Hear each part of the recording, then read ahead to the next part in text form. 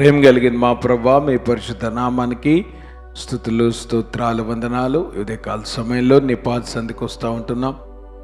నీ సన్నిధిలో చేరి నిన్ను స్తుతించుటకు, ఆరాధించుటకు ప్రభువా మేము చేరి ఉండగా మీ సన్నిధి మాతో ఉంచమని ప్రార్థన చేస్తున్నాను. చేరి వచ్చిన వారిని బట్టి మీకు వందనాలు. రావాల్సిన వారిని కూడా సకాలంలో మీరు తీసుకుని రండి. ఈ ఆరాధన యావత్తు మీ కృపగల హస్తాలకు అప్పగిస్తున్నాం. సమస్తము మర్యాదగాను క్రమముగాను నీకు మహిమకరంగాను ప్రభా మీరు జరిగించుకోండి. ప్రతి విధమైన ఆటంకము, అంధకార దురాత్మ శక్తుల్ని యేసు నామములో బంధిస్తూ ఉంటున్నాం. ప్రభా మీరే కృప చూపించి నడిపించమని, ఈ సమయాన్ని మా కొరకు దీవెనకరంగా మీరు దయచేయమని, నీ వాక్యం ద్వారా ప్రభా మీరు మమ్మల్ని సంధించమని యేసు నామంలో ప్రార్థిస్తూ ఉన్నాం తండ్రి, ఆమేన్. లేచి నిలబడదాం. 34వ కీర్తన మొదటి 10 వచనాలు మనం మార్చి చదువుకుందాం. నేనెల్లప్పుడూ యెహోవాను సన్నుతించెదను, నిత్యము ఆయన కీర్తి నా నోట నుండును.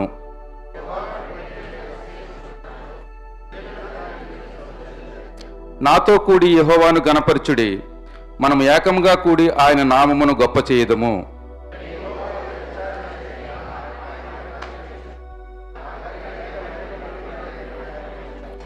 వారాయన తొట్టు చూడగా వారికి వెలుగు కలిగెను, వారి ముఖములెన్నడనూ లజ్జింపకపోవును.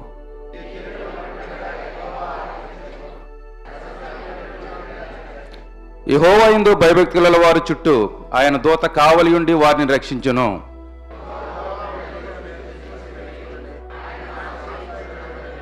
యెహోవా భక్తులారా, ఆయన యందు భయభక్తులు ఉంచుడి, ఆయన యందు భయభక్తులు కలగల ఉంచడానికి ఏమీయూ కొదివేయలేదు. 10వ వచనం అందరూ కలిసి చదువుకుందామండి. సింహపు పిల్లలు లేమి గలవై ఆకలిగొనను, యెహోవాను ఆశ్రయించే వారికి ఏమీలును కొదువై ఉండదు. దేవుడు తన పరిశుద్ధ వాక్యమును దీవించి ఆశీర్వదించునుగాక. ప్రేమ కలిగిన మా ప్రభువా, మీ పరిశుద్ధ నామానికి స్తుతులు, స్తోత్రాలు, వందనాలు. ఇంతవరకు ప్రభా నిన్ను స్తుతించుటకు, ఆరాధించుటకు మీరు మాకు ఇచ్చిన తరుణాన్ని బట్టి మీకు వందనాలు. ఈ సమయంలో ప్రభా నీ వాక్యాన్ని మేము ధ్యానించినట్టుగా నీ వాక్యం ద్వారా ప్రభా మీరు మాతో మాట్లాడి మీరు మాత్రమే ఘనత, మహిమ, ప్రభావాలు పొందుమని యేసు నామంలో ప్రార్థిస్తున్నాం తండ్రి, ఆమేన్. దయచేసి కూర్చోండమ్మా. ఈ ఉదయకాల సమయంలో మనం చదువుకున్నటువంటి వాక్య భాగాన్ని ధ్యానం చేసుకుందాం. 34వ కీర్తనలో నుండి దావీదు ఆయన తన అనుభవాన్ని ఏదైతే రాశాడో దాని నుండి మనం కొన్ని విషయాలు మనము నేర్చుకోవటానికి ప్రయత్నం చేద్దాం. దేవుని యొక్క గొప్పతనాన్ని మన జీవితాల్లో ఎట్లాగా మనము అనుభవించవచ్చు, లేదంటే ఏ రకంగా దేవుని యొక్క గొప్పతనం అనేటువంటిది మన జీవితాల్లో ప్రత్యక్షపరచబడుతుంది అనేటువంటి 3 విషయాలు ఉదయకాల సమయంలో మనం ధ్యానం చేసుకొని మనము ముగించుకోవటానికి ప్రయత్నం చేద్దాం. ఈ 34వ కీర్తన గనక మనం గమనిస్తే ఇక్కడ 4వ వచనంలో ఈ రకంగా మనం ప్రారంభమవుతుంది కదా. నేను యెహోవా యొద్ద విచారణ చేయగా ఆయన నాకు ఉత్తరం ఇచ్చెను, నాకు కలిగిన భయములన్నిటిలో నుండి ఆయన నన్ను తప్పించెను. మన అనుదిన జీవితంలో భయం అనేటువంటిది అనేక సందర్భాల్లో మనము ఎన్కౌంటర్ చేస్తూ ఉంటాం. ఆ మాటకొస్తే దావీదు ఈ కీర్తన రాయటానికి కూడా తనలో ఉన్నటువంటి భయమే కారణం. మీరు పైన సూపర్ స్క్రిప్ట్ కనుక చూస్తే అక్కడ రాయబడింది కదా, దావీదు అబీమెలెకు ఎదుట వెర్రివాని వలె ప్రవర్తించి అతని చేత తోలివేయబడిన తర్వాత రచించిన కీర్తన. అంటే గాతు రాజు అయినటువంటి ఆకీషు దగ్గర నిలబడినప్పుడు అబీమెలెకు అనేటువంటిది అతని యొక్క టైటిల్, కానీ ఆకీష్ అనేటువంటిది అతని యొక్క పేరు. సో ఆ రాజు ముందు నిలబడినప్పుడు దావీదు వెర్రివాని వలె ప్రవర్తించడం అనేటువంటిది ఆ జరిగినటువంటి సందర్భాన్ని పురస్కరించుకొని ఆ సంఘటన అయిన తర్వాత రాసినటువంటి ఈ కీర్తన.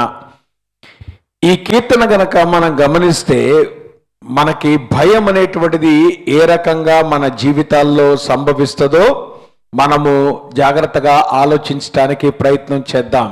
ఒక రకంగా దావీదు యొక్క జీవితంలో జరిగినటువంటి ప్రతి సంఘటన కూడా it is a close call. అంటే తన జీవితంలో అనేక సార్లు మరణ పరిస్థితి గుండా వెళ్ళటం అనేటువంటిది జరిగింది. ఆ మాటకు వస్తే సౌలు దగ్గర ఆయన పారిపోతున్నటువంటి సందర్భంలో ఆ యొక్క అదులాం గుహల్లో ఆయన దాక్కున్నటువంటి ఆ సందర్భంలో ఈ కీర్తన రాసి ఉండొచ్చు అనేటువంటి విషయాన్ని మనము అర్థం చేసుకోవాలి. జనరల్గా మన జీవితాల్లో ఏదన్నా ఒక నష్టము సంభవించినప్పుడు కానీ, ఒక కీడు సంభవించినప్పుడు కానీ చాలాసార్లు మనము మన బాధ్యతను విస్మరిస్తూ ఉంటాం. మన రెస్పాన్సిబిలిటీ ఎంతవరకు ఉంది అనేటువంటి దాన్ని మనము విస్మరిస్తూ దాని బదులుగా మనం ఇతరులను బ్లేమ్ చేయటానికి ప్రయత్నం చేస్తాం. లేదంటే మన జీవితాల్లో మనం తీసుకున్నటువంటి నిర్ణయాలకి ఎక్స్క్యూజెస్ మనం చెప్పటానికి ప్రయత్నం చేస్తాం. ఫైనల్గా మన జీవితాల్లో దేవుని మీద కోపం అనేటువంటిది వస్తూ ఉంటుంది. మన జీవితంలో ఎప్పుడు కూడా ప్రమాదం సంభవించినప్పుడు, లేదంటే కీడు సంభవించినప్పుడు, లేదంటే అనుకోనటువంటి ఒక విపత్తు సంభవించినప్పుడు, లేదంటే ఒక నష్టము సంభవించినప్పుడు, this is how we react.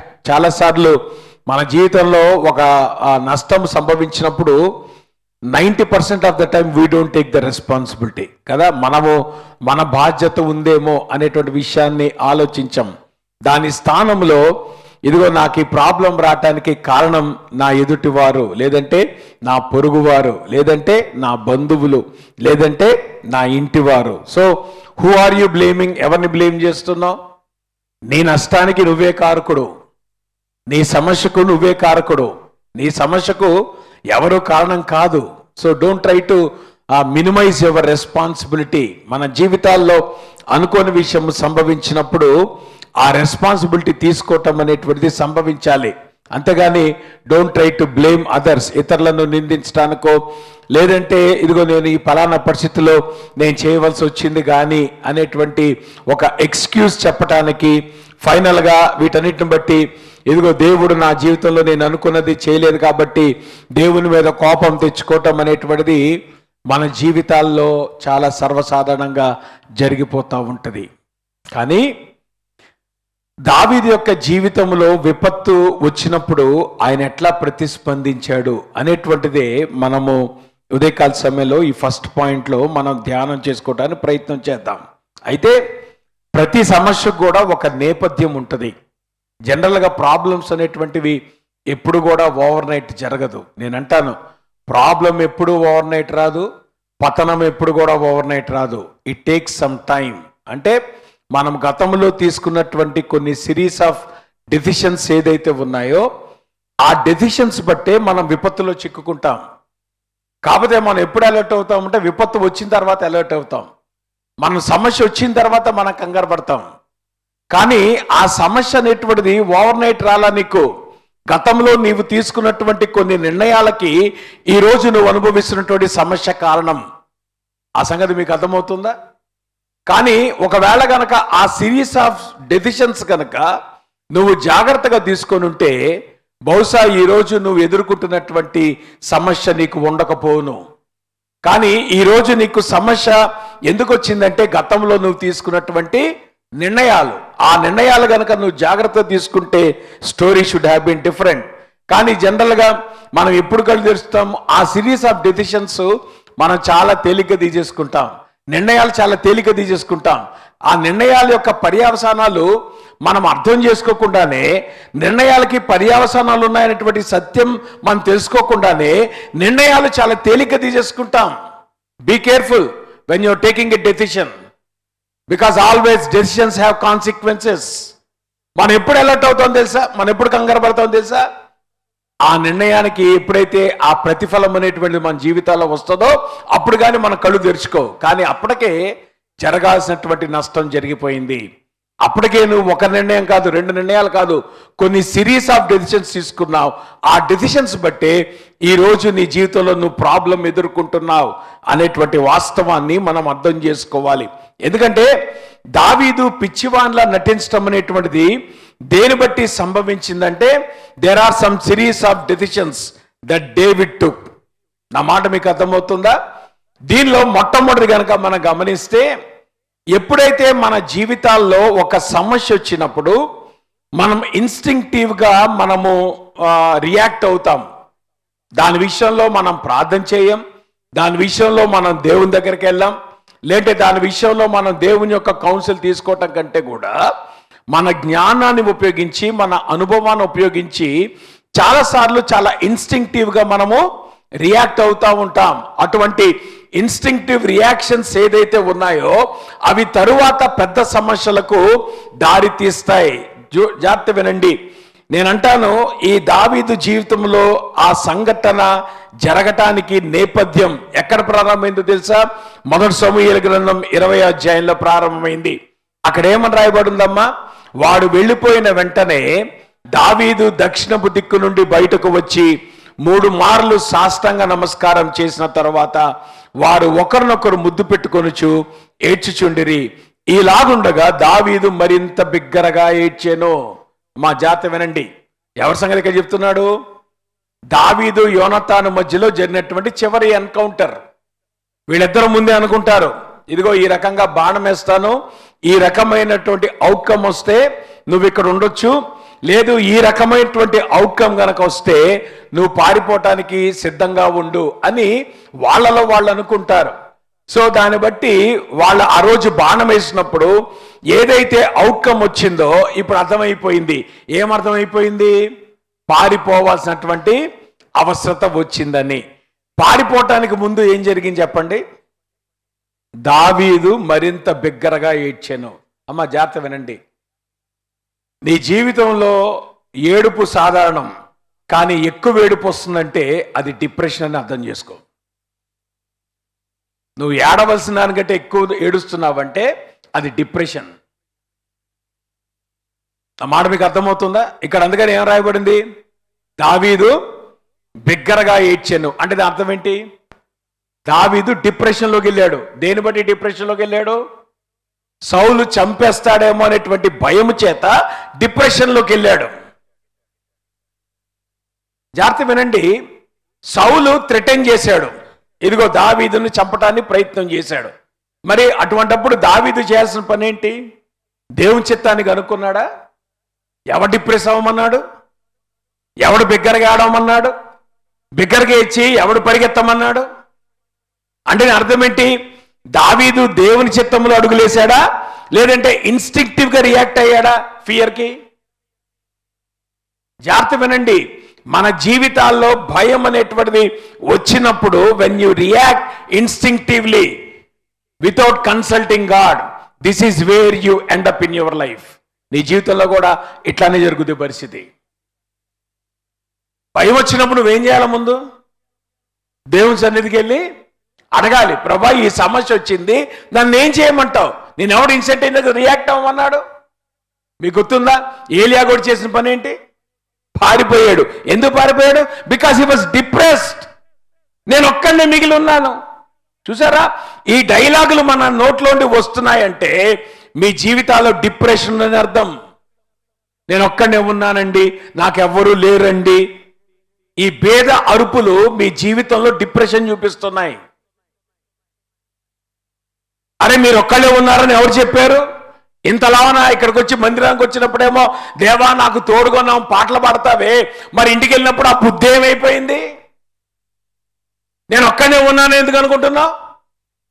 ఏ దేవుడు నీకు తోడుగా లేడా? మనుషులు లేకపోవచ్చు, లేకపోనేయండి, కానీ ఎవరు తోడుగా ఉన్నారు అంటే మరి దేవుడు తోడుగా ఉన్నాడు అనేటువంటి సెన్స్ నువ్వు కలిగి ఉండలేదంటే because you are reacting to the fear and becoming depressed. Be careful. ఇవి ఆ సిమ్టమ్స్. బిగ్గరగా ఏడవటం డిప్రెషన్ కి సిమ్టమ్. నేను ఒక్కడే ఉన్నాను అనుకోవటం అది డిప్రెషన్ కి సిమ్టమ్. మీకు సంగతి చెప్పనా? దేవుడు అన్నాడు, ఏలియా పిచ్చోడా నువ్వు ఒక్కడవే ఏంట్రా నాయన, నీలాంటోడు నాకు 7,000 మంది ఉన్నారన్నాడు. దాని నష్టం ఏంటో తెలిసిన? ఏలియా నీ సేవ నేను చేయలేను ప్రభా అంటే ఎవరి కోసం చేస్తావు నువ్వు సేవ? ఎవరి కోసం? దేవుని కోసం జీవిస్తావమ్మా. నేను దేవుని ఉద్ధరిస్తున్నావా? నువ్వు దేవుని కోసం జీవిస్తాం అనేటువంటిది బీ కేర్ఫుల్. దేవుడు అన్నాడు పో ఎలీషాని తీసుకెళ్ళి అనాయింట్ చేయన్నాడు.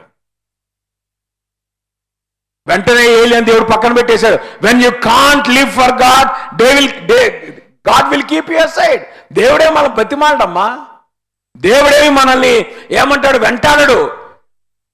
నువ్వైతే స్వతహాగా దేవుని కొరకు పని చేస్తే దేవుడి చేత వాడబడతావు, లేదంటే దేవుడు పక్కన పడేస్తాడు. కారణం ఏంటంటే దేవునికి ఏమంటారు, ఆయన నిన్ను బతిమాలుకొని ఆయన చేయించుకునేటువంటి అవసరం ఆయనకేమీ లేదు.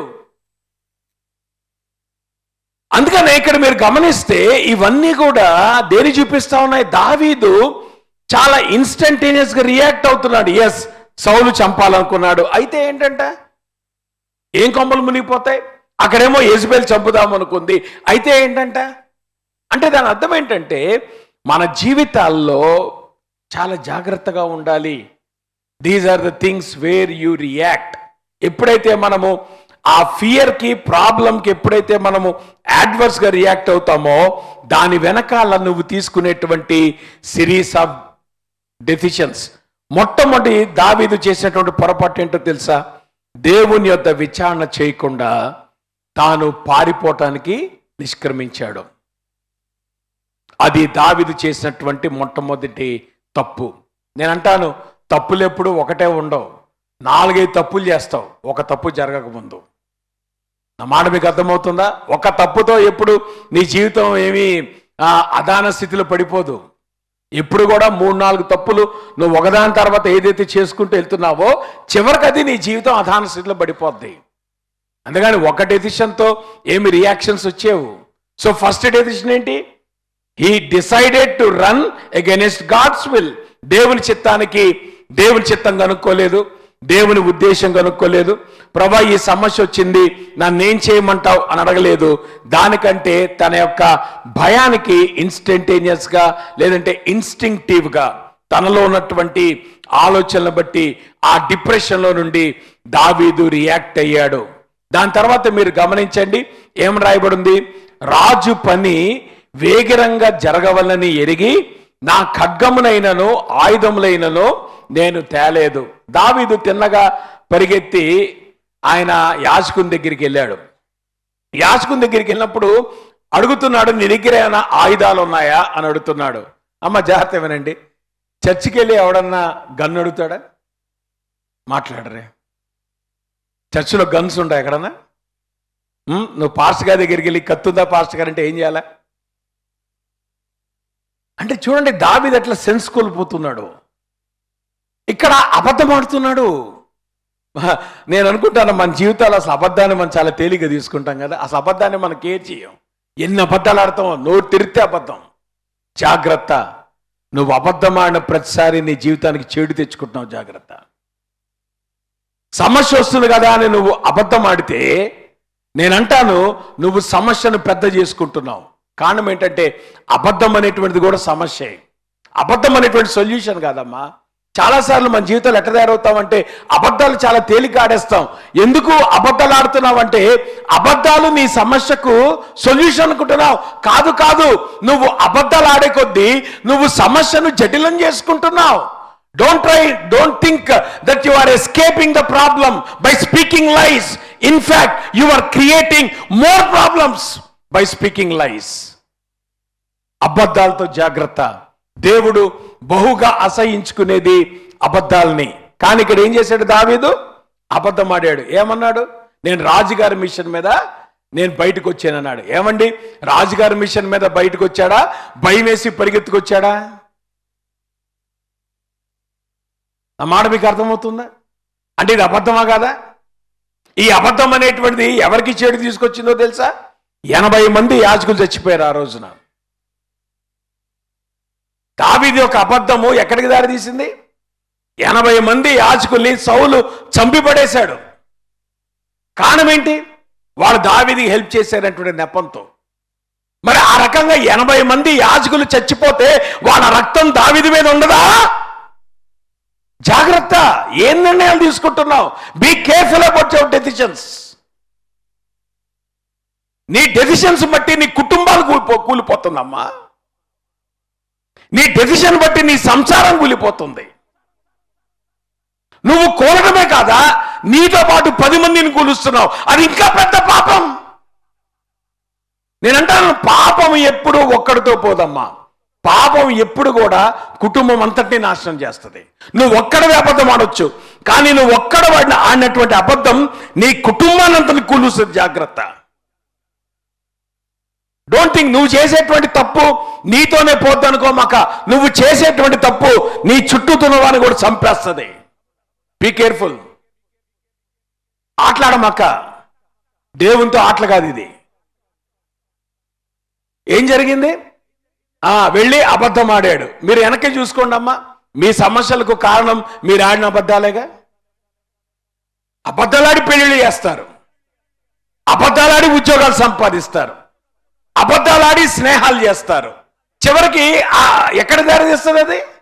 స్నేహాలు కూలిపోతాయి, వివాహాలు కూలిపోతాయి. వీటన్నిటికీ కారణం ఏంటి? బికాస్ దేర్ ఇస్ డిసెప్షన్, మోసం, అబద్ధం, మోసం అంత తేలిగ్గా వదిలిపెట్టదు. అందుకనే దావీదు అబద్ధం ఆడాడు. నిజానికి దేవుడు తన కృపచేత ఏం చేస్తాడంటే, మనము దారి తప్పుతున్నప్పుడు కూడా కొన్ని రిమైండర్స్ ఇస్తాడు. అరే ఇప్పటికైనా జ్ఞాపకం చేసుకో. యాజకుడు వచ్చి ఏమన్నాడు? ఏలాలోయలో నువ్వు చంపినటువంటి గొలియాతు అను ఫిలిస్తీని ఖడ్గం ఉన్నది. అసలు ఫస్ట్ పాయింట్, దావీదు పాస్టర్ గారి దగ్గరికి వచ్చి నాకు వెపన్ కావాలని అనటానికి వీల్లేదు. కానీ ఆయన దగ్గర వెపన్స్ ఉండవు. అయితే పొరపాటున ఒక వెపన్ అక్కడ ఉంది. ఏ వెపన్ అది? ఒకప్పుడు దావీదు వాడినటువంటి వెపనం. ఒక రకంగా ఇది దావీదుకు ఒక రిమైండర్ కావాలి కదా. నేనేం చేస్తున్నాను అని అనుకోవద్దా? ఆ ఖడ్గాన్ని చూసినప్పుడు ఏమనుకోవాలి? ఏమండి, ఒకప్పుడు దేవుడు విశ్వాసంతో యుద్ధానికి వెళ్ళినప్పుడు ఇదిగో సున్నతి లేని ఫిలిస్తీయుడు అని దావీదు గొప్పగా ఆ గొల్యాతు మీద యుద్ధానికి వెళ్ళినప్పుడు ఆ గొల్యాతు మీద దేవుడు విజయం ఏదైతే ఇచ్చాడో ఆ విజయం గుర్తు రావద్దు ఆ కత్తిని చూసినప్పుడు? అప్పుడు వెంటనే ఏం చేయాలా? దేవుని సన్నిధికి వెళ్ళి, ప్రభా నన్ను క్షమించి ప్రభా, నేను బుద్ధి కట్టిదని ఈ పని చేశాను ప్రభా అని అక్కడే, మరి మందిరంలో ఉన్నాడు కదమ్మా, యాజకుడి దగ్గరే ఉన్నాడుగా, అక్కడే మోకాళ్ళ మీద పడి ప్రభు దగ్గర ఏడ్చుంటే దేవుడు మనం తిరిగి జ్ఞాపకం చేసుకోడా? కాదు కాదు కాదు కాదు. దేవుడు నీ కళ్ళ ముందు పెట్టే రిమైండర్స్ కూడా లెక్క లేకుండా తిరుగుతున్నావు, జాగ్రత్త. దేవుడు ఒకేసారి ఎప్పుడు పనిష్మెంట్ తీసుకొని రాడమ్మా. He keeps reminders before you. దేవుడు నీ ముందు జ్ఞాపకాలు పెడతాడు. ఆ జ్ఞాపకాలతో నువ్వు అట్లీస్ట్ జ్ఞాపకం తెచ్చుకోవాలి.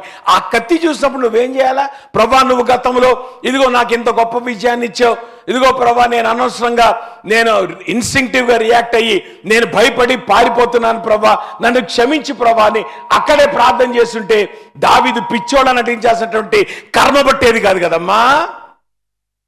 ఇది బుద్ధిహీనత కాదా? చూడండి, బుద్ధిహీనత తర్వాత బుద్ధిహీనత, బుద్ధిహీనత తర్వాత బుద్ధిహీనత. నువ్వు తీసుకునే ప్రతి నిర్ణయం బుద్ధిహీనమైన నిర్ణయం. అది ఎక్కడ దారితీస్తుంది? పిచ్చితనానికి దారితీస్తుంది. జాగ్రత్త. చివరికి గతి లేక పిచ్చోళ్ళగా నటించేటువంటి దౌర్భాగ్యకరమైన పరిస్థితి దావీదుకి ఎందుకు వచ్చింది? ఎంత గొప్ప వీరుడు, ఎంతమందిని హడలుగొట్టించినటువంటి గొల్యాతును చంపినటువంటి గొప్ప యుద్ధ శూరుడు, ఇదిగో ఒంటి చేత్తో ఏ ఆయుధం లేకుండా సింహాన్ని చంపినవాడు, ఎలుగుబంటిని చంపినవాడు, ఇంత నిష్కారణంగా ఎందుకు ప్రవర్తిస్తున్నాడు దావీదు? అది బుద్ధిహీనత కాదా? అక్కడైనా దావీదుకి గుర్తు రావాలి కదా, ఆ కత్తి చూసినప్పుడైనా.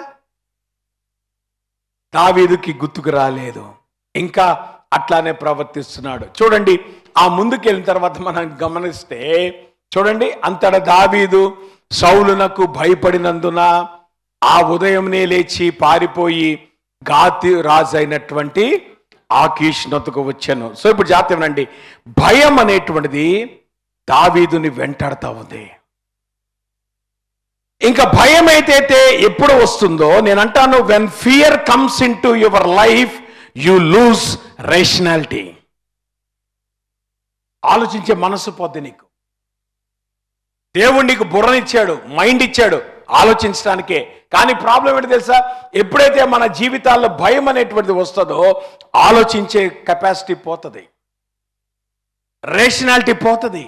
అందుకనే బుద్ధిహీనమైన నిర్ణయాలు ఒకదాని తర్వాత ఒకటి సీక్వెన్స్ తీసుకుంటున్నాడు దావీదు. ఇక్కడ ఏం చేస్తున్నాడు? సౌలునకు భయపడినందున పరిగెత్తడమే కాదు, భయపడుతూ పరిగెడుతున్నాడు. దావీదు, ఇది నీకు తగునా?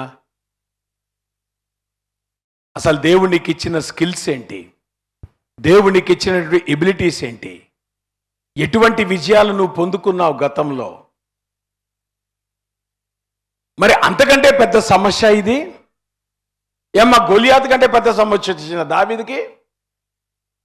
గొలియాతు సమస్య, దావీదు సమస్య, సౌలుతో సమస్య, ఈ రెండు సమస్యలకు కంపేర్ చేస్తే ఏది గొప్ప సమస్య అంటారు? గొలియాతుతో పెద్ద సమస్య కదా. మరి అటువంటి గొలియాతుతో పెద్ద సమస్యను తీర్చిన దేవుడు సౌలుతో వచ్చినటువంటి చిన్న సమస్యను దేవుడు తీర్చలేడా?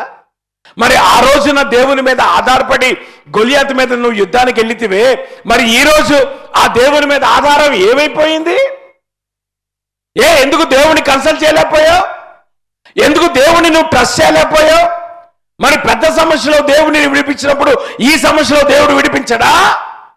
అంటే ఒక్కొక్క దగ్గర ఒక్కొక్కలాగా ఉంటుందా దేవుని పని? అంటే ఒక ప్రాబ్లం అయితే దేవుడు సాల్వ్ చేయగలడు, ఇంకో ప్రాబ్లం నువ్వు సాల్వ్ చేసుకోవాలా? మనం అట్ట తయారవుతాం తెలుసా? కొన్ని ప్రాబ్లమ్స్ ఏమో దేవుడు సాల్వ్ చేయాలా, కొన్ని ప్రాబ్లమ్స్ ఏమో మనం సాల్వ్ చేస్తాం. చెప్పండి, మిస్టేక్స్ ఎక్కడ జరుగుతాయి? దేవుడు సాల్వ్ చేసిన దాంట్లో, మనం సాల్వ్ చేసిన దాంట్లోనా? మన జీవితంలో మెజారిటీ ఏముంటుంది? దేవుడు సాల్వ్ చేసేది ఉంటుందా, మనం సాల్వ్ చేసి ప్రయత్నం చేసేది ఉంటుందా? అరే, వాట్ ఈస్ అ నెసెసిటీ? అంత మాత్రమే కాదు, మోర్ ఫియర్. జాగ్రత్త వినండి, భయము పెరిగే కొద్దీ, డిప్రెషన్ పెరిగే కొద్దీ you make more foolish decisions. పాపం దావీదు అనుకున్నాడు, నేను ఇశ్రాయేలులో ఉన్నాను కదా, ఇప్పుడు ఎక్కడ నాకు ప్రొటెక్షన్ ఉంటుంది అనుకున్నాడు. ఇశ్రాయేలు ఎనిమిస్ దగ్గరికి వెళ్తే నాకు ప్రొటెక్షన్ ఉంటుంది. కారణం ఏంటి? శత్రువుకి శత్రువు. సో ఇప్పుడు ఆబ్వియస్గా ఇశ్రాయేలుకి శత్రువు ఎవడు? ఫిలిస్తీయుడు. కాబట్టి దావీదు ఏమనుకున్నాడు? ఫిలిస్తీ దగ్గరికి వెళ్తే నాకు ప్రొటెక్షన్ ఉంటుంది అనుకొని తిన్నకి ఎక్కడికి వెళ్ళాడు? గాతు వాడైన, గాతు ఊరు, ఆ ఊరికి రాజు అయినటువంటి ఆకీషు దగ్గర ముందుకెళ్ళి నిలబడ్డాడు. ఇప్పుడు జాగ్రత్త వినండి, ఆకీష్ ముందు నిలబడేదాకా పరుగు ఆపలేదు దావీదు. సో పరిగెడతా ఉన్నప్పుడు ఆబ్వియస్గా నీ మైండ్ ఎందుకు పని చేస్తుంది? పరిగెట్టేటప్పుడు మైండ్ పని చేయదు కదా. సో అనుకున్నాడు, ఫిలిస్తీ దగ్గరికి వెళ్ళిపోతే వీళ్ళు ఎటుగుడు శత్రువులు కదా, సో నేను ఇశ్రాయేలును కాబట్టి నేను వీళ్ళ శత్రువు దగ్గరికి వెళ్తే అక్కడ నాకు ప్రొటెక్షన్ ఉంటుంది అనుకున్నాడు. అన్నా తీరా అక్కడికి వెళ్ళిన తర్వాత టక్కన గుర్తుకొచ్చింది దావీదుకి, అరే నేను చేసిన పని ఏమైనా ఉందా? పోయి ఎక్కడికి వచ్చాను? అది ఎవరి ఊరు?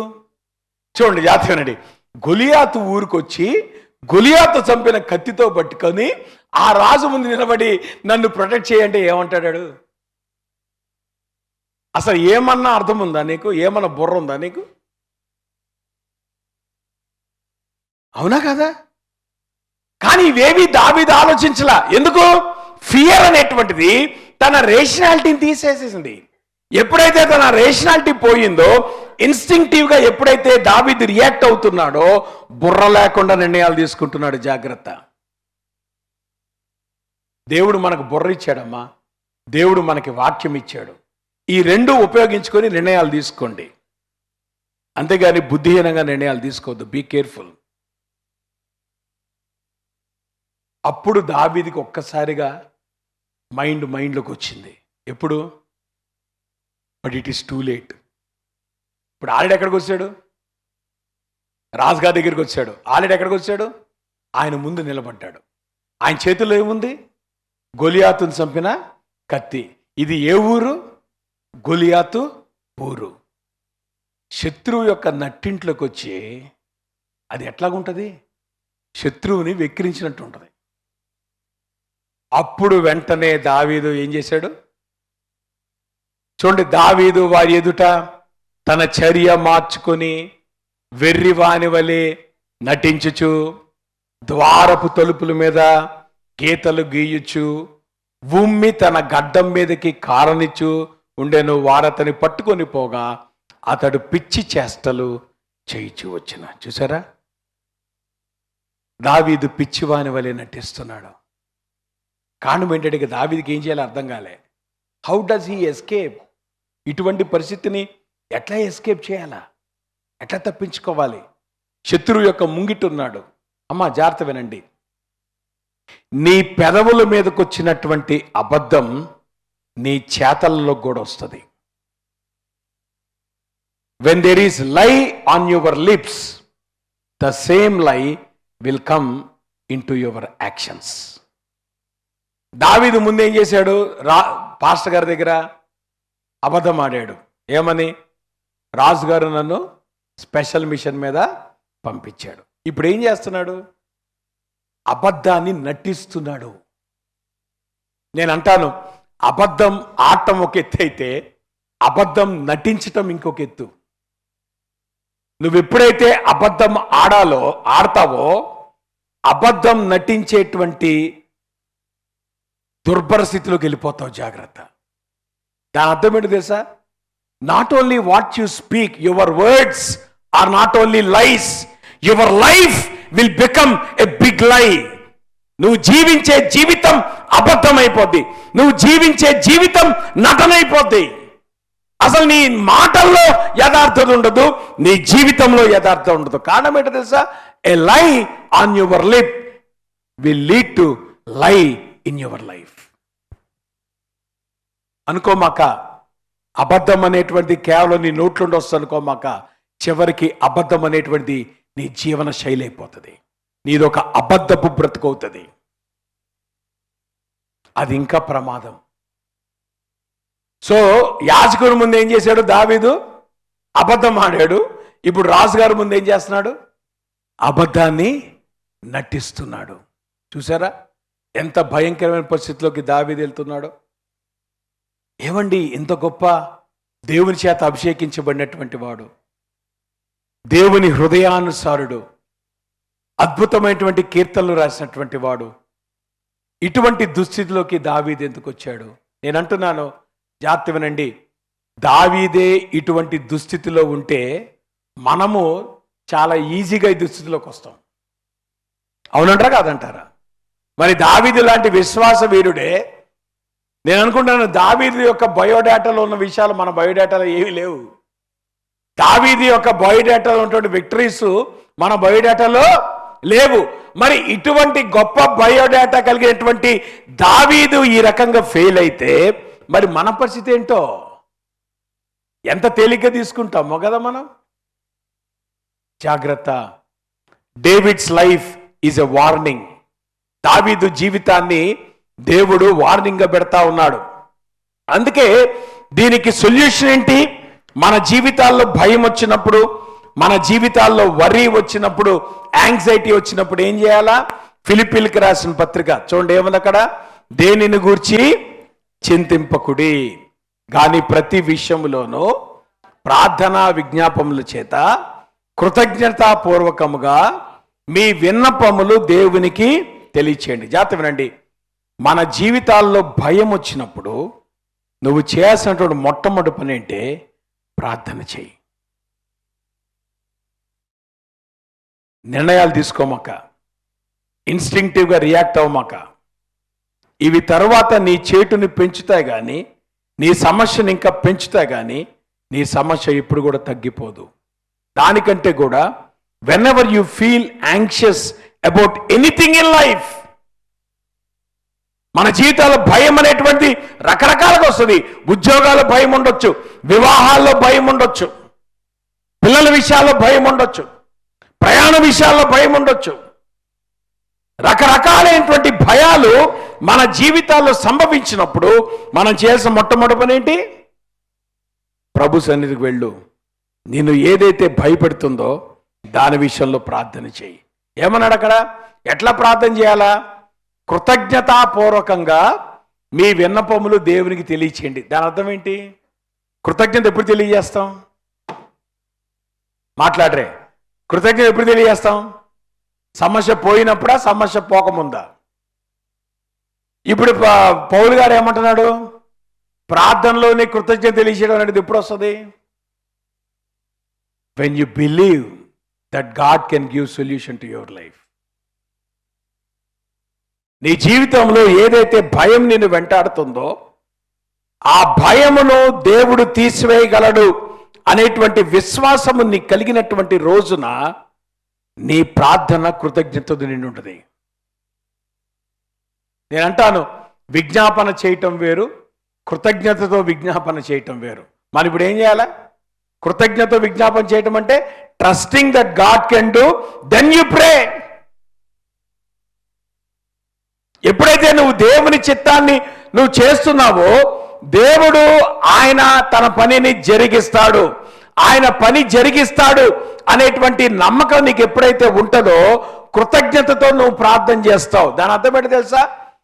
నువ్వు ఏదైతే దేవుని సన్నిధిలో ప్రార్థన చేస్తున్నావో అది దేవుని చిత్తము అనేటువంటి ధైర్యం నీకుంటే నువ్వు ప్రార్థన చేయటమే కాదు, కృతజ్ఞతతో ప్రార్థన చేస్తావు. That's what you can do. అందుకే ఇక్కడ పౌలు గారు ఏమంటున్నాడు? యాంగ్జైటీ అక్కర్లేదు. యాంగ్జైటీలో ఏం చేయాలా? You pray. అప్పుడు ఏమవుతుంది? అప్పుడు సమస్త జ్ఞానములకు మించిన దేవుని సమాధానము యేసుక్రీస్తు వలన మీ హృదయములకు మీ తలంపులకు కావలను. జాగ్రత్త వినండి. ఎప్పుడైతే మన జీవితాల్లో ఫియర్ వస్తుందో ఆ ఫియర్ని బట్టి మన పీస్ ఆఫ్ మైండ్ పోతుంది. కారణం ఏంటి? ఆ ఫియర్ని బట్టి, యాంగ్జైటీని బట్టి మన పీస్ ఆఫ్ మైండ్ డిస్టర్బ్ అవుతుంది. అదే నువ్వు ఆ ప్రాబ్లంని దేవుని సన్నిధిలోకి వెళ్ళి నువ్వు ప్రార్థన చేసినప్పుడు దేవుని బట్టి నీకు ధైర్యం వచ్చింది అనుకోండి అమ్మా, అప్పుడు ఏమవుతుంది? ఫియర్ స్థానంలో పీస్ వస్తుంది. ఏ సమస్య నీ జీవితంలోకి వచ్చినా కానీ నీ జీవితంలో నువ్వు భయంతో నువ్వు ప్రవర్తించాల్సిన పని లేదు, భయంతో నువ్వు రియాక్ట్ అవ్వాల్సిన పని లేదు. నువ్వు ఎప్పుడైతే దేవుని సన్నిధికి వెళ్ళి నిన్ను భయపెట్టే అంశం గురించి దేవుని చిత్త ప్రకారం కనుక నువ్వు ప్రార్థన చేస్తున్నప్పుడు, నువ్వు ప్రార్థన చేసేటప్పుడే దేవుడు నీకు ఆ సమాధానం ఇస్తాడు. నీ జీవితంలో ఇంకా ఆందోళన కంటిన్యూ అవుతుందంటే దాని అర్థం ఏంటంటే నువ్వు ఇంకా సమాధానాన్ని పొందుకోలేదు. అంటే ప్రార్థించాల్సిన విధంగా నువ్వు ప్రార్థన చేయట్లేదు, దేవుని ట్రస్ట్ చేయాల్సినంతగా నువ్వు ట్రస్ట్ చేయట్లేదు. అందుకనే నీ జీవితంలో నువ్వు ప్రార్థన చేస్తున్నావు కానీ గందరగోళం పోవట్లేదు, కన్ఫ్యూజన్ పోవట్లేదు. నిజానికి నువ్వు ఎప్పుడైతే దేవుని సమాధానాన్ని పొందుకునేటువంటి ప్రార్థన చేస్తున్నప్పుడు నీ జీవితంలో దేవుడు జవాబు ఇవ్వకముందే ముందు సమాధానం వస్తుంది. ఆ పీస్ కనుక మన జీవితాల్లో లేకపోతే, ఆ పీస్ డిస్టర్బ్ అవుతుందంటే there is something wrong with your prayer point అనేటువంటి విషయాన్ని నువ్వు అర్థం చేసుకోవాలి. కారణం ఏంటంటే నువ్వు దేవుని చిత్తం కోసం ప్రార్థన చేసేవాడివి ఎప్పుడు కూడా సమాధానంతోనే నువ్వు ఉంటావు. నీలో ఆందోళన ఉండటానికి వీల్లేదు, భయం ఉండటానికి వీల్లేదు. ఆ భయం ఉంటుందంటే దాని అర్థం ఏంటంటే నువ్వు ప్రార్థన చేయాల్సిన రీతిగా నువ్వు ప్రార్థన చేయటలేదు. అందుకనే ఇప్పుడు చదవండి 4వ వచనం. దావీదు ఇప్పుడు లైన్లోకి వచ్చాడు. చూసారా, ఇంత పాయింట్ చెప్పాల్సి వచ్చింది దేని కొరకు? 4వ వచనం మీకు అర్థం కావడానికి. చూడండి, ఎప్పుడైతే దావీదు ఈ ప్రాసెస్ అంతా గుండా వెళ్ళాడో, కనీసం పాపం ఎప్పుడైనా వచ్చాడు. ఎక్కడికి వచ్చాడు? మనం అంటాం చాలాసార్లు, అరే ఆకులు కాలేక చేతులు కాలేక. నేను అంటాను దేవుని దగ్గర కానీ చేతులు కాలేక రండమ్మా, జీవితాలు కాలక ముందు రండి. మనం చాలాసార్లు ఏం చేస్తాం తెలుసా? చేతులు కాలేక ఏమొత్తం లేదు దేవుని దగ్గర, జీవితాలు కాల్చి పడేసుకుంటాం మనం. అరే ఇంకా జీవితాలు కాలుతాయా? చేతులు కాలుతున్నా రా దేవుని దగ్గరికి, కనీసం చేతులు కాలి ప్రొటెక్షన్ అయినా అవుతుంది నీకు. దావీదు ఇప్పుడు ఏం చేశాడు? జీవితం కాలిందా చేతులు కాలినాయా? అయితేనేమి చేతులు కాలితే దేవుని దగ్గరికి వచ్చాడు. ఇప్పుడు సమాధానం వచ్చిందా లేదా? సమాధానం వచ్చినప్పుడు ఇప్పుడు ఏం జరిగింది? జీవితం కాలకుండా ఆగిపోయింది. కనీసం అదన్నా చేయండి. ఇప్పుడు రండి, దావీదు చేతులు కాలుకున్న తర్వాత ఇప్పుడు ఎక్కడికి వచ్చాడు? నేను యెహోవా యొద్ద విచారణ చేయగా ఆయన నాకు ఉత్తరం ఇచ్చెను, నాకు కలిగిన భయములన్నిట్లో నుండి ఆయన నన్ను తప్పించెను. చూసారా, ఇప్పటి వరకు కూడా దావీదు భయముతో ఇన్స్టంటేనియస్గా రియాక్ట్ అయ్యి వచ్చాడు. ఫర్ ద ఫస్ట్ టైం ఈ సేయింగ్, నేను దేవుని దగ్గరికి వచ్చాను. ఇప్పటిదాకా నేను పారిపోవటానికి ప్రయత్నం చేశాను. నా జీవితంలో భయం వచ్చినప్పుడు ఇన్స్టంటేనియస్గా రియాక్ట్ అవ్వటానికి ప్రయత్నం చేశాను. కానీ ప్రప్రథమంగా ఎప్పుడైతే నేను దేవుని సన్నిధికి వచ్చి విచారణ చేశానో, ప్రార్థన చేశానో, ఏమన్నాడు అక్కడ? నాకు కలిగిన భయములన్నిట్లో నుండి అమ్మ జాగ్రత్త వినండి. ఈ ఉదయకాల సమయంలో మీ జీవితాల్లో భయాలు ఉన్నాయా లేదా? ఎందుకున్నాయి భయాలు? ఎందుకున్నాయి భయాలు? మీరు ప్రార్థన చేయలేదు కాబట్టి. సింపుల్. మీరు ప్రార్థన చేస్తుంటే ఏమయ్యేది? ఇప్పుడు దావీదు అదే అన్నాడు కదా, భయం వచ్చినప్పుడు ఏం చేశాడు? పౌలు గారు అదే అన్నాడే. పౌలు గారు థియరీ చెప్పాడు, దావీదు ప్రాక్టికల్ చెప్తున్నాడు. పౌలు గారు ఏం థియరీ చెప్పాడు? దేని గురించి చింతపడుకుడు కానీ ప్రతి విషయంలోనూ ప్రార్థన విజ్ఞాపనల చేత కృతజ్ఞతాపూర్వకంగా మీ విన్నపములు దేవుని తెలియచేయండి. ఇదేంటిది? థియరీ. కానీ ప్రాక్టికల్ ఎవరు చేశారు? దావీదు చేశాడు. దావీదు వచ్చేసి ఏమన్నాడు? నేను యెహోవా యొద్ద విచారణ చేయగా ఆయన నాకు ఉత్తరం ఇచ్చాను, నాకు కలిగిన భయములన్నిట్లో నుండి ఆయనను తప్పించి. నేను అంటున్నాను, నువ్వు నిజంగా దేవుని సన్నిధిలో ప్రార్థన చేసిన వాడవైతే నీకు భయం ఉండటానికి వీల్లేదు. నువ్వు భయపడుతున్నావంటే నువ్వు ప్రార్థన చేయలేదంతే. ఒకవేళ నేను భయపెట్టే అంశం గురించి కనుక నువ్వు ప్రార్థన చేస్తుంటే ఈ పాటికే దేవుని సమాధానం నీకు వచ్చేది.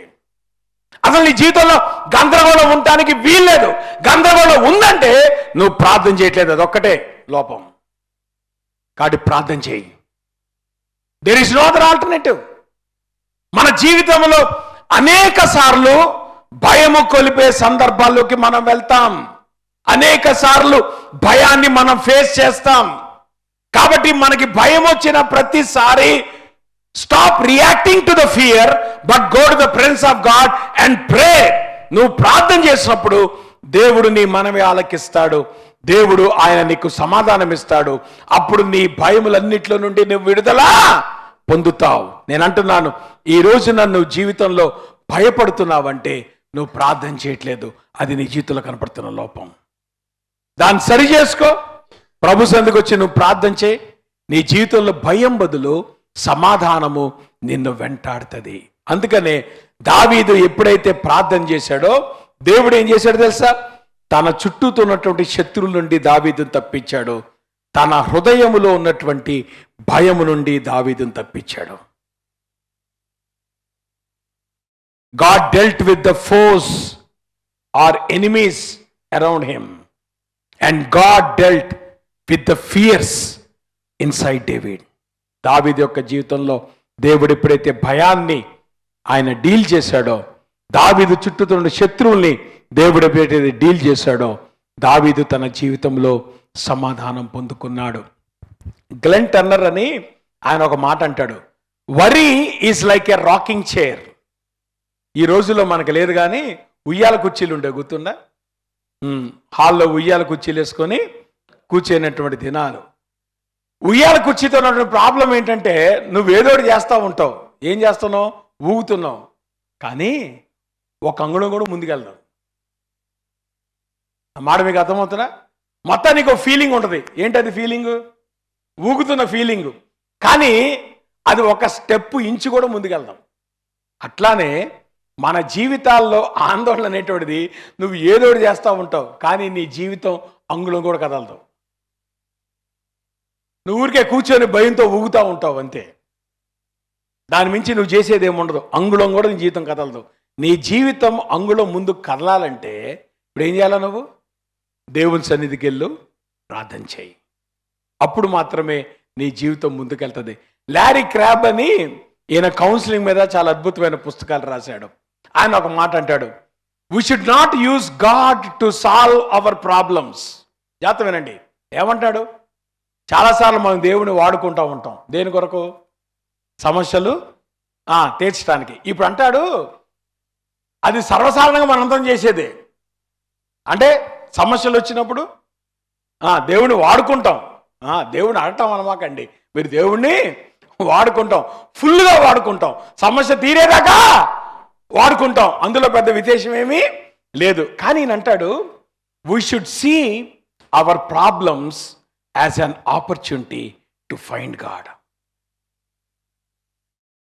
సమస్య వచ్చినప్పుడు సమస్య తీరటానికి నువ్వు ప్రభువుని వాడుకోవటం కాదు. సమస్య వచ్చినప్పుడు నువ్వు ప్రభువుకి సమీపం అవ్వటానికి అవకాశం కింద సమస్యను వాడుకో. అప్పుడు నీ జీవితం ఇంకా ఆధ్యాత్మికంగా పరిణితి చెందుద్ది. ఇంకా నీ జీవితం అడ్వాన్స్ అవుతుంది. ఎప్పుడు? Instead of trying use God to solve your problems, use a problem as an opportunity to seek God. దేవుని వెతుకు, దేవునికి దగ్గరవు, దేవునికి నువ్వు సమీపంగా రా. ఎప్పుడైతే దేవునికి సమీపంగా వస్తావో నీ జీవితంలో సమస్య నీకు అవకాశం అవుతుంది దేవునికి దగ్గర అవటానికి. అమ్మ జాగ్రత్త వినండి, మన జీవితాల్లో దేవుడు సమస్యను తీసుకొచ్చేది సమస్యను తీర్చడానికి కాదు. సమస్యను తీర్చడం దేవునికి ఒక లెక్కేం కాదు. కానీ ఎందుకు సమస్యను తీసుకొచ్చాడు? మనం దేవునికి దగ్గర అవటానికి. కాబట్టి ప్రాబ్లం యొక్క main aspect, it is not the solution to the problem. చాలాసార్లు మనం ప్రాబ్లం రాగానే ఈ ప్రాబ్లంకి సొల్యూషన్ ఎట్లా పొందుకోవాలి, కాబట్టి దేవుని దగ్గరికి వెళ్ళి ఇదిగో నేను ఉపవాసం ఉండి ప్రార్థన చేస్తాను, లేదంటే 40 రోజులు ఉపవాసం ఉంటాను. దేని కొరకు? సమస్య నుండి. నేను అంటాను, ఆ 40 రోజులు సమస్య కోసం ప్రార్థన చేసే బదులు ఆ 40 రోజులు దేవునికి దగ్గర అవడం కోసం ప్రార్థన చేయి. నీ జీవితం ఇంకో రకంగా ఉంటుంది. ఆ పని చేయకూడదు మనం? Why don't you come near to God? ప్రభు సమస్య వచ్చింది కాబట్టి 40 రోజులు ఉపవాసం ఉండడం కాదమ్మా, 40 రోజులు ఉపవాసం ఉండి దేవునికి దగ్గర. సమస్య తర్వాత సంగతి చూసుకుందాం. సమస్య ఎవరికి కావాలి? సమస్య ఉంటే ఉంది, సమస్య పోతే పోయింది. అందుకంటే ముఖ్యంగా దేవునికి దగ్గర అవుతావుగా నువ్వు. చాలా మంది ఈరోజు చేసేటువంటి ప్రార్థనలు దేని కొరకంటే సమస్య నుండి బయటపడటానికి, అంతేగానికి దేవునికి దగ్గర అవటం కోసం కాదు. నీ ఎజెండా కేవలం సమస్య నుండి బయటపడాలి అంతే. సమస్య నుండి బయటపడేటువంటి ప్రార్థనలు దేవుడికి అక్కర్లేదు. దానికంటే నీ సమస్యల కంటే కూడా దేవునికి దగ్గర అవడానికి ప్రార్థన చేయి. దేవునితో సంబంధం పెంచుకోవడానికి ప్రార్థన చేయి. దేవునికి సమీపం అవడానికి ప్రార్థన చేయి. అది ఉపయోగపడుద్దమ్మా. సమస్య నుండి బయటపడటానికి ఎవడేం చేస్తాడు? Who needs prayer to get out of the problem? సమస్య రాగానే మనం వెళ్ళటైపోయి అమ్మో సమస్య నుండి ప్రభావ విడిపించు అనేది వెళ్ళటం కాదు. దేవునికి దగ్గర అవడానికి నువ్వు ప్రార్థన చేసి ఎంతకాలం అయింది? అరే దేవునితో నీ సంబంధం పెంచుకోవడానికి నువ్వు ప్రార్థన చేసి ఎంతకాలం అయింది? నువ్వు ప్రార్థన చేసినప్పుడల్లా నీ ఎజెండా సమస్యలు సమస్యలు సమస్యలు, ఇంట్లో సమస్యలు, ఊర్లో సమస్యలు, చర్చిలో సమస్యలు. అవి పక్కన పడేవయా, చేసింది చాలు. దేవునికి దగ్గర ముందు use a time to come near to God. సమస్య ఎవరికి కావాలి? వచ్చే పోయితే పోయింది. సమస్యల్లో జీవితం తలకిందులు అవుదమ్మా. దానికంటే దేవునికి దగ్గర రండి. నేను అంటున్నాను, నువ్వు నీ అంతరంగంలో చూసినప్పుడు దేవునితో సంబంధం పెంచుకోవటానికి నువ్వు బైబిల్ చదివి ఎంతకాలం అయింది? నువ్వు బైబిల్ ఏం చదువుతావు తెలుసా? అమ్మో ఈరోజు బైబిల్ చదవకపోతే ఏం యాక్సిడెంట్ అయిపోతావు, ఈరోజు క్వైట్ టైం చేసుకోకపోతే ఏ సమస్య వస్తుందో. దానికోసం నువ్వు బైబిల్ చదివేది. ఎందుకు ప్రార్థన చేస్తున్నావు? బయటికి వెళ్ళే ముందు టక్కన ఒక మూల ఆగి ప్రార్థన చేస్తున్నావు. ఎందుకు ప్రార్థన చేస్తున్నావు? బయటికి వెళ్ళేటప్పుడు యాక్సిడెంట్ కాకుండా కోసం. అంటే నువ్వు ప్రార్థన దేనికి పరిమితం చేసావు? నీ సమస్యల నుండి బయటపడటానికి. నేను అంటాను, సమస్యల కోసం ప్రార్థన చేయమాకండి, అది చైల్డిష్ ప్రేయర్. దేవునితో సంబంధం మెచ్చుకోవడానికి ప్రార్థన చేయండి. అసలు సమస్యలు దేవుని దగ్గర మీరు చెప్పక్కర్లేదమ్మా, దేవునికి సమస్యలు తెలుసు. అది నేను సమస్యల గురించి ఎవరు ప్రార్థన చేయమన్నాడు? ఆ సమస్య ఆయన తెలుసు కదా. నువ్వు దేని గురించి ప్రార్థన చేయాలా? దేవునితో సంబంధం గురించి ప్రార్థన చేయి. దేవునితో ఇంటిమేట్గా మూవ్ అవ్వాలి. ప్రభు నా ఆత్మీయ జీవితంలో ఎదగడం కోసం నేను ఉపవాసం ఉండామనుకుంటున్నాను, అది చేయి. అంతేగాని పెళ్లి కోసంలో ఏమంటారు వీటి కోసం ఉపవాసాలు చేయమాకండి. ఉద్యోగాల కోసం, ప్రమోషన్ల కోసం, పిల్లల కోసం, వాటి కోసం ఫాస్టింగ్ చేయమాకండి అమ్మా. దానికంటే ముఖ్యంగా దేవునికి దగ్గర అవ్వటానికి మీరు ప్రార్థన చేయండి. అది మీ జీవితానికి మీనింగ్ఫుల్గా ఉంటుంది. ప్రాబ్లమ్స్ ఎప్పుడు వస్తూనే ఉంటాయి. ఒక ప్రాబ్లం పోతే ఇంకో ప్రాబ్లం వస్తుంది. కాబట్టి ప్రాబ్లంకే పరిమితం చేద్దామా దేవుణ్ణి? దేవునితో వ్యక్తిగతమైన సంబంధం ఏది? Where is the closeness to God? దేవుని స్వరాన్ని వినే పరిస్థితి ఏది? దానికోసం ప్రార్థన చేయండి. సమస్య కొంతకాలం పక్కన పడేయండి, నష్టమేం లేదు. దేవుడు సమస్యను తీరుస్తాడు. దానికంటే ముందు దేవునితో ప్రభువా ఇదిగో నీ స్వరాన్ని నేను వినాలనుకుంటున్నాను, ఇదిగో నీ ముఖకాంతిలో ఆ రోజు పేతురు, యోహాను, యాకోబులు వాళ్ళు ప్రభు యొక్క సన్నిధిలో ఉన్నప్పుడు ఎట్లా వాళ్ళు రూపాంతరం చెందారమ్మా? Pray for intimacy with God. దేవుడు ఆ రకంగా మన జీవితాల్లో ఆయన దీవెన తీసుకొస్తాడు. రెండో విషయం, దావీదు అంటున్నాడు తన జీవితంలో భయం వచ్చినప్పుడు, యెహోవా యందు భయభక్తులు గల వారి చుట్టూ ఆయన దూత కావలి ఉండి వారిని రక్షించును కదా. ఇది కూడా దేవుడు మనకి ఇచ్చేటువంటి వాగ్దానం. అందరికీ మన జాన్పాల్గా చెప్పాడు కదా, ఎవరు కావాలంట? మన గబ్రియేల్ కావాలి కదా, మికాయిల్ వద్దు. గబ్రియేల్ ఏం చేస్తాడు? మెసేజ్ తీసుకొస్తాడు దేవుని దగ్గర నుండి. మనకు మెసేజ్ ఉంటే చాలు. అది మికాయిల్ వస్తేనేమో పోరాటం. దానియేలు దగ్గరికి ఎవరు వచ్చాడమ్మా? గబ్రియేల్ వచ్చాడా, మికాయిల్ వచ్చాడా? కారణం ఏంటి? దానియేలు ఏం చేస్తున్నాడు? దేవుని సన్నిధిలో పోరాడుతున్నాడు, ప్రార్థనలో పోరాడుతున్నాడు. ఆ ప్రార్థనలో పోరాడుతున్నాడు కాబట్టి మికాయిల్ వచ్చాడు. మరి మన దగ్గరికి ఎవరు వస్తున్నారు? ప్రభా నీ మెసేజ్ చాలు ప్రభా, ఆకాశంలో ఒక స్వరం వినిపించు ప్రభా, ఇదిగో బైబిల్ తీయగానే ఒక వాక్యం చూపించు ప్రభా. ఈ మన బ్రతుకు. ఇక్కడ ఏమంటున్నాడు దావీదు? నేను అంటాను, fear is a God given emotion. మనకు అనేకమైన భావోద్రేకాలు ఉన్నాయి కదా, దానిలో భయం అనేటువంటిది కూడా దేవుడు మనకిచ్చినటువంటి ఒక ఇమోషనే. భయం యొక్క పని ఏంటంటే మనల్ని అలర్ట్ చేయటం. అరే డేంజర్ రాబోతుంది అనేటువంటిది అలర్ట్ చేయటానికి దేవుడు మనకిచ్చిన ఒక ఇమోషన్ భయం. అందుకే నేను అంటాను, భయము పాపము కాదు, కానీ భయం వచ్చినప్పుడు దేవుణ్ణి నమ్మకపోవటం పాపం. భయం అనేటువంటి దేవునికి ఇచ్చిన ఇమోషన్. మిగతా ఇమోషన్స్తో పాటు ఫియర్ అనేటువంటి దేవుడు మనకిచ్చిన ఇమోషనే.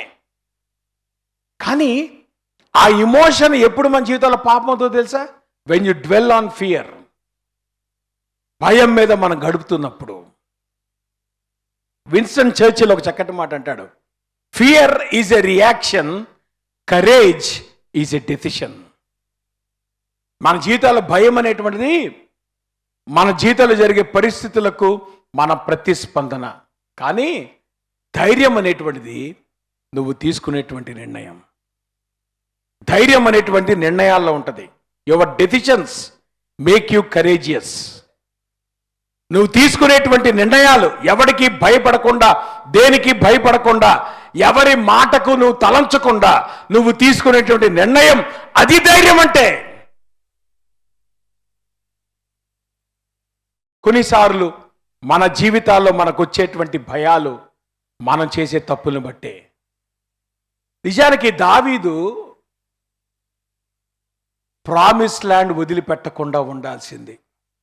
దావీదుకు ప్రొటెక్షన్ ఎక్కడ ఉండేదమ్మా? ప్రామిస్ ల్యాండ్లో. యెరూషలేములో ఉన్నాడు. కానీ ఇప్పుడు దావీదు ఎక్కడ పారిపోయాడు? అరణ్యంలోకి పారిపోయాడు. మీకు గుర్తుందా? దేవుని వాక్యం చూడండి, ప్రామిస్ ల్యాండ్ వదిలిపెట్టిన ప్రతిసారి ప్రాబ్లం వచ్చింది. నయోమి ఎలమెలికలకి ప్రాబ్లం ఎప్పుడు వచ్చిందమ్మా? ఇప్పుడు ప్రామిస్ ల్యాండ్లో ఫుడ్ లేదని వాళ్ళు బయటికి వెళ్తే ఏమైపోయింది? ఫుడ్ కాదు, జీవితాలే పోయినాయి. చచ్చిపోయారమ్మా. ముగ్గురు చచ్చిపోయారా? భర్త చచ్చిపోయాడు, ఇద్దరు కొడుకులు చచ్చిపోయారు. కారణం ఏంటి? వాళ్ళు ప్రామిస్ ల్యాండ్ నుండి అడుగు బయట పెట్టారు. ప్రామిస్ ల్యాండ్లో నీకు ఎప్పుడు కూడా సమస్యలు వచ్చినప్పుడు సొల్యూషన్ అంటే ప్రామిస్ ల్యాండ్లోనే ఉండు, బయటికి వెళ్ళమాక. దేవుడు మనకేమి ఇచ్చాడు? Promise land. కనాన్ ఇచ్చాడా? మందిరం ఇచ్చాడు. అవునా? మందిరం అనేటువంటి దేవుడు మనకిచ్చిన స్వాస్థ్యం. నీకు సమస్య వచ్చినప్పుడు ఎక్కడికి రావాలి? నువ్వేం చేస్తున్నావు? మందిరాన్ని వదిలిపెట్టి ప్రాబ్లంకి సొల్యూషన్ బయట ఎత్తుక్కుంటున్నావు. అందుకనే కదా నీ ప్రాబ్లమ్స్ ఇంకా పెరుగుతున్నాయి. Why you are leaving the promise land? ఏ నిర్ణయాల దగ్గరికి వచ్చేటప్పటికి దేవుని మందిరం ఎందుకు నీకు వికటిస్తుందమ్మా? ఏ దేవుని మందిరం మీద నీకున్న బాధ ఏంటి? అమ్మా, ఇది కిరణ్ గారి చర్చ అనుకో మాకండి, ఇది దేవుని మందిరం. మీకు నా మీద కోపం వస్తే మందిరం ఎగ్గొట్టడం సొల్యూషన్ కాదు. కారణం ఏంటంటే ఈ మందిరం నాదైతే కదా నా మీద కోపం వచ్చి మీరు అలగడానికి. నా మీద అలగండి, దేవుని మీద అలగమాకండి. మందిరము నాది కాదు, ఎవరిది ఇది? కాబట్టి మందిరం మానేస్తే ఇంకా సమస్యలు పెరుగుతాయి. Don't leave the promise land. అర్థమవుతుందా? దావీదు ప్రాబ్లం ఎందుకు చుట్టుకొచ్చింది? ఆయన ఉండాల్సిన చోట ఉండకుండా బయటికి వెళ్ళాడు గనక, బయటికి వెళ్ళినప్పుడు ఇప్పుడు ఏమైంది? ఇప్పుడు పారిపోయాడు గనక తన జీవితంలో పారిపోతానే ఉండాల్సి వచ్చింది. కానీ నేను అంటాను, దేవుడు ఎంత కృపగలవాడంటే ఆయన మనల్ని తన చుట్టూతో ఏం చేస్తున్నాడు? దేవదూతలు ఆయన పెడుతున్నాడు. చూసారా, అబ్రహాము ఎప్పుడైతే మోరియా పర్వతం మీద ఆ యొక్క అర్పించడానికి కత్తెత్తినప్పుడు ఎవరు వచ్చి ఆపారు? దేవుని దూత వచ్చి ఆపాడు. అదే దేవుని దూత మోషేతో ఆ యొక్క మండే పొదలోండి మాట్లాడాడు.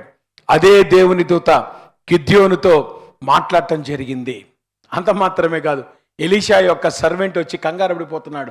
ఏమండి, సిరియా సైన్యం మన చుట్టుముట్టిందంటే ఎలీషా అంటాడు, ప్రభా వీడు కన్నులు తెరవ చేయంటే అది చూస్తాడు. తను ఉన్నటువంటి కొండ చుట్టూతా అగ్నిరథాలు చూస్తూ ఉంటాడు. అంత మాత్రమే కాదు, ఒక్క రాత్రిలో దేవుడు 185,000 మంది అశ్షూరీల్ని చంపేశాడు. That is the power of God. So భయపడమాక.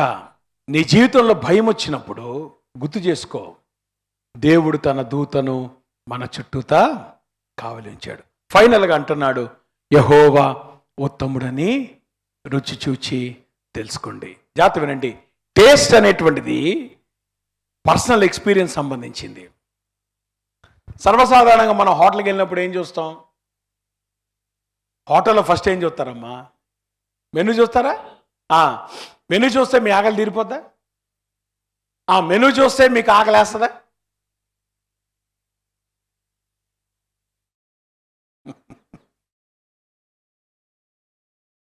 So ఇప్పుడు నిజానికి మీకు ఎప్పుడు ఆ వంటకం అద్భుతంగా కనిపిస్తుంది? అది తయారు చేయబడి మీ టేబుల్ మీదకి వచ్చి, నా మాట మీకు అర్థమవుతుందా? మెనూలో కూడా ఉంది హైదరాబాద్ దమ్ బిర్యానీ అంటాడు. మెనూలో ఉందా లేదా హైదరాబాద్ దమ్ బిర్యానీ? కానీ దాని టేస్ట్ ఎప్పుడు మీకు అర్థమైంది? మెనూలో ఉన్నటువంటి హైదరాబాద్ దమ్ బిర్యానీ మీ కడుపులోకి వచ్చిన తర్వాత దాని మాధుర్యం మీకు అర్థమవుతుంది.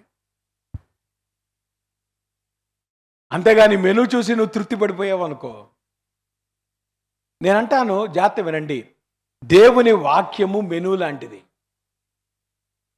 దేవుని వాక్యము, దేవుని వాక్యంలో ఉన్న వాగ్దానాలన్నీ ఎవరివి? వాళ్ళు ఎవరి కోసం కదా? దేవుని వాక్యం ఎవరి కోసం? వాళ్ళు ఎవరి కోసం కదా? ఇప్పుడు చెప్పండి, మెనూలో దేవుని వాక్యం ఉంది, కానీ ఇది మన జీవితాల్లోకి వచ్చినప్పుడు కదమ్మా రుచి తెలిసేది. చాలా మంది జీవితాల్లో టేస్ట్ లేదు.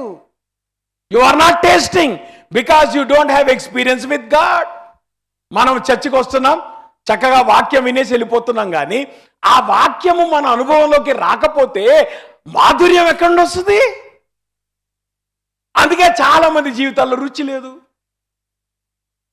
జీవితాల్లో రుచి లేదు, జీవితాల్లో మాధుర్యం లేదు. కారణం ఏంటి? మీరు అనుభవిస్తే కదా మాధుర్యం వచ్చేది.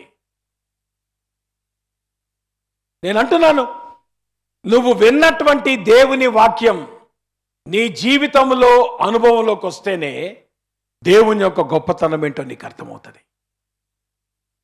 దావీదు అదే అంటున్నాడు, ఏమండి, నేను నా అనుభవంలో దేవుడు ఎవరో తెలుసుకున్నాను, దేవుడు నన్ను ఎట్లా విడిపించాడో తెలుసుకున్నాను. నేను గతిలేక పిచ్చివాడిగా నటించినటువంటి ఆ సందర్భంలో దేవుడు ఏ రకంగా నన్ను తిరిగి ఆయన లేవనెత్తాడో, దేవుడు ఏ రకంగా నన్ను లేపి నిలబెట్టాడో అది నేను తెలుసుకున్నాను. ఇక్కడ ఒక విచిత్రం కూడా చెప్తాను, చెప్పి ముగిస్తాను. ఇక్కడ ఏమని రాయబడిందమ్మా? ఆయనను ఆశ్రయించు నరుడు ధన్యుడు. అక్కడ నరుడు అనేటువంటి మాటకు అసలు వర్డ్ ఏంటో తెలుసా? Strong warrior. అంటే జాగ్రత్త వినండి, సర్వసాధారణంగా మనం ఏమనుకుంటామంటే దేవుని దగ్గరికి ఎవరు వెళ్తారంటే వీక్ పీపుల్ వెళ్తారు కదా, బలహీనులు దేవుని దగ్గరికి వెళ్తారు అనుకుంటాం. కాదు కాదు కాదు, బలవంతులు దేవుని దగ్గరికి వెళ్తారు. బలవంతులు దేవుని దగ్గరికి ఎందుకు వెళ్ళేది తెలుసా? తమ బలముతో వాళ్ళు పని చేయటానికి కాదు, తమ బలముతో దేవుణ్ణి ఆశ్రయించటానికి. అంటే జాగ్రత్త వినండి, దేవుణ్ణి ఆశ్రయించేవాడు వీక్ ఫెలో కాదు, వాడు స్ట్రాంగ్ ఫెలో. నిజానికి ఎవడు వీక్ ఫెలోనో తెలుసా? ఎవడైతే తన ఆలోచన ప్రకారం జీవితాన్ని ముందుకు తీసుకెళ్తున్నాడో వాడు వీక్ ఫెలో. మన జీవితాలు వీక్గా ఉండటానికి కారణం ఏంటంటే because we are making decisions for our own lifes, therefore our lifes are very very weak. అది దాని అర్థం. నిజానికి నీ లైఫ్ ఎప్పుడు స్ట్రాంగ్ ఉంటుందో తెలుసా? నువ్వు దేవుణ్ణి ఆశ్రయించినప్పుడు.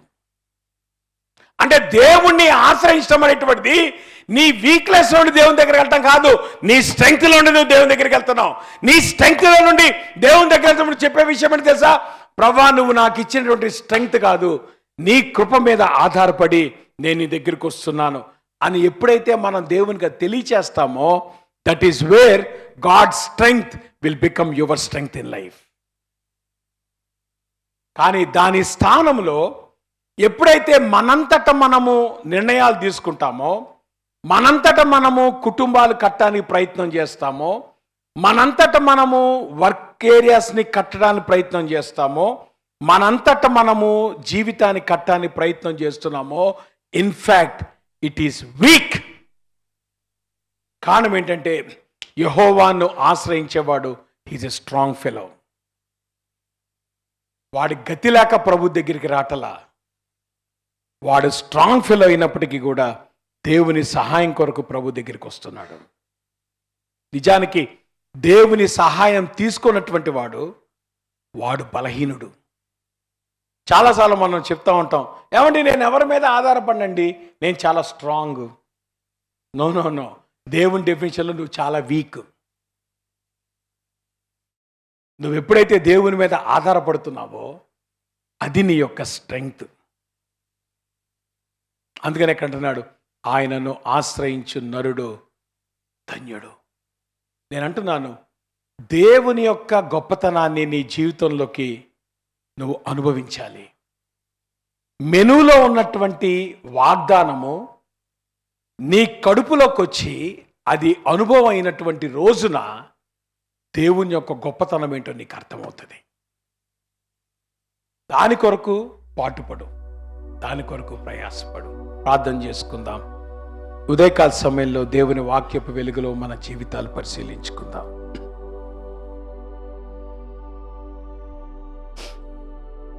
దావీదు అంటున్నాడు, నేను బుద్ధిహీనంగా ప్రవర్తించి నా యొక్క ఆలోచన ప్రకారం నేను రియాక్ట్ అయ్యి ఎప్పుడైతే పారిపోవటం ప్రయత్నం చేశానో దానివల్ల నా జీవితంలో నష్టం వచ్చింది.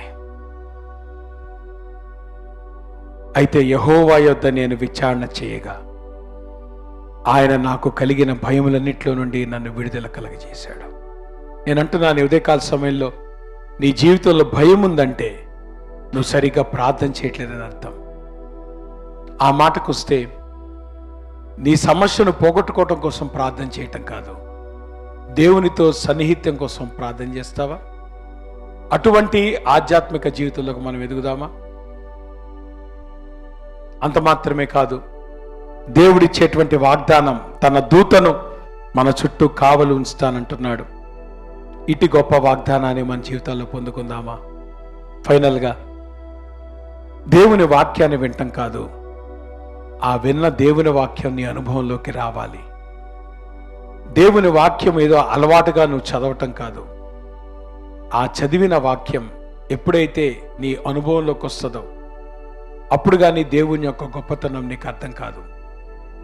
మెనూలో ఉన్నంతకాలం దాని టేస్ట్ని నువ్వు అనుభవించలేవు. ఆ మెనూలో ఉన్నది నీ కడుపులోకి రావాలి, అప్పుడే దాని మాధుర్యం నీకు అర్థమవుతుంది. చాలామంది మనం దేవుణ్ణి అట్లా సూపర్ఫిషియల్గా వెంబడిస్తున్నాం. మన వ్యక్తిగత జీవితాల్లో దేవుని యొక్క గొప్పతనాన్ని మనం అనుభవించగలుగుతున్నామా? ప్రార్థన చేసుకుందాం. ప్రేమ కలిగిన మా ప్రభువా, మీ పరిశుద్ధ నామానికి స్తుతులు స్తోత్రాలు వందనాలు. ఉదయకాల సమయంలో నీ వాక్యము ప్రభువా మాట్లాడుతుండగా నీ వాక్యం నాకు లోబడినట్లు మా జీవితాలు సరిచేయబట్టకు దేవా, మీరు కృప చూపించమని యేసు నామములో ప్రార్థిస్తూ ఉన్నాం తండ్రి, ఆమేన్. పరలోకమందున మా తండ్రి, మీ నామం పరిశుద్ధపరచబడునుగాక, మీ రాజ్యం వచ్చునుగాక, మీ చిత్తం పరలోకం నెరవేర్చడు భూమి నెరవేరునుగాక. అందిన ఆహారం మాకు దయచేయండి, మా నష్టం మీకు చేసిన ప్రకారం క్షమించండి, శోలో దాకా దుస్తులు తప్పించండి. రాజ్యము, శక్తి, మహిమ నిరంతరం మీరైనా తండ్రి. మన తండ్రి అయిన దేవుని యొక్క ప్రేమయు, కుమారుడు యేసుక్రీస్తు వారి కృపయు, పరిశుద్ధాత్మ అన్యోన్య సహవాసం ఇప్పుడు మనకు సదాకాలము తోడయండి. ఆయన రాకడ పర్యంతము భద్రపరిచి నడిపించునుగాక. మా అందరికి వందనాలు. God bless you.